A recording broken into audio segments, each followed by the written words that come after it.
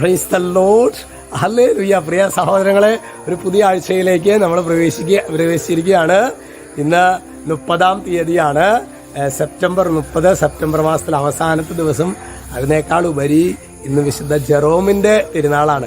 ജെറോമിന്റെ ഏറ്റവും പ്രധാനപ്പെട്ട ഒരു കോട്ട് നമുക്കറിയാലോ അല്ലെ.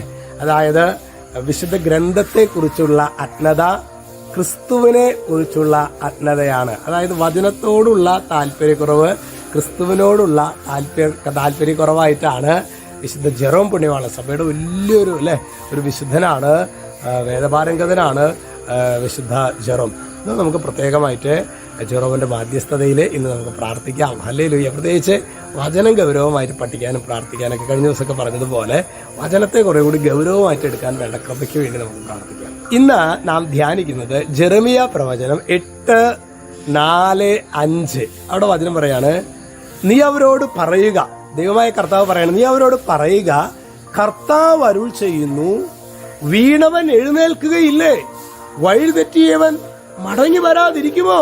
നമ്മൾ വീണ് കഴിഞ്ഞ് എഴുന്നേൽക്കില്ലേ സഹോദരങ്ങളെ? വഴിതെറ്റി കഴിഞ്ഞ് തിരിച്ചു നടക്കില്ലേ? എന്നിട്ട് പറയാണ്, എന്തുകൊണ്ടാണ് ഈ ജനം ഒടുങ്ങാത്ത മാത്സര്യത്തോടെ മറുതലിക്കുന്നത്? അതായത് ഒരു പ്രത്യേക രീതിയിലുള്ള വൈരാഗ്യ ബുദ്ധിയോടെയുള്ള മറുതലിപ്പ്. കുഞ്ഞെ, നീ എവിടേക്കാ പോകുന്നത് എന്നാണ് ദൈവമായ കർത്താവ് ജെറമിയ പ്രവചനത്തിലൂടെ ഇന്ന് നമ്മോട് ചോദിക്കുന്നത്. ശരിയല്ലേ സഹോദരങ്ങളെ? വീണവൻ എഴുന്നേൽക്കില്ലേ, വഴിതെറ്റിയോ മടങ്ങി വരാതിരിക്കുമോ? എന്താ ഈ ജനം ഇങ്ങനെ എന്ന് സ്വർഗം വേദനിക്കുന്നുണ്ട് സഹോദരങ്ങളെ.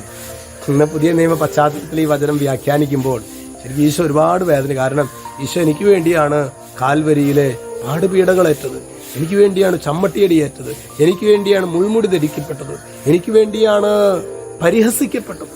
ഇതൊക്കെ ചെയ്തിട്ടും എന്റെ പാപം മുഴുവൻ ഏറ്റെടുത്തിട്ടും പ്രിയ സഹോദരങ്ങൾ, അതിലൂടെ കരഗതമായിട്ടുള്ള രക്ഷ സ്വീകരിക്കുവാൻ ഞാൻ വിസമ്മതിക്കുന്നു എന്നത് യേശുവിനെ സംബന്ധിച്ച് എത്രയോ വേദന നിറഞ്ഞതാണ്.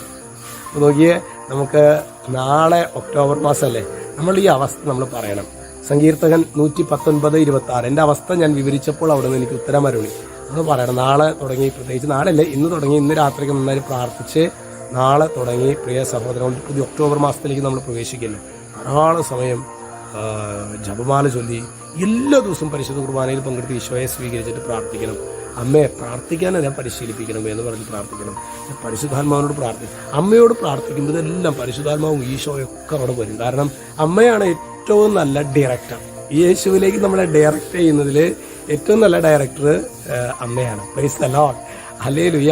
അതുകൊണ്ട് നമുക്ക് പ്രത്യേകിച്ച് ഒരു പുതിയ മാസത്തിലേക്ക്, മാതൃമാസത്തിലേക്ക് നമ്മൾ പ്രവേശിക്കുമ്പോൾ അമ്മയോട് ചേർന്ന് പ്രാർത്ഥിക്കും. നമ്മുടെ സെൻറ്ററിലൊക്കെ 10 മണി തുടങ്ങി 2:30 വരെ നമുക്ക് പരിശുദ്ധ കുർബാന എഴുന്നള്ളിച്ച് വെച്ച് നിങ്ങൾക്ക് അവിടെ പ്രാർത്ഥിക്കാനുള്ള സമയമുണ്ട് കേട്ടോ. നിങ്ങൾക്ക് മോസ്റ്റ് വെൽക്കം. നിങ്ങൾക്ക് പരിശുദ്ധ കുർബാനയുടെ മുമ്പിലിരുന്ന് പ്രാർത്ഥിക്കണമെന്നുണ്ടെങ്കിൽ, എഴുന്നള്ളിച്ച് വെച്ച ദിവികാരുണ്യ സന്നിധിയിൽ പ്രാർത്ഥിക്കണമെന്നുണ്ടെങ്കിൽ നിങ്ങളെ പ്രത്യേകമായിട്ട് വെൽക്കം ചെയ്യുന്നു കേട്ടോ. ഈശോ നിങ്ങളെല്ലാവരെയും സമൃദ്ധമായിട്ട് അനുഗ്രഹിക്കട്ടെ.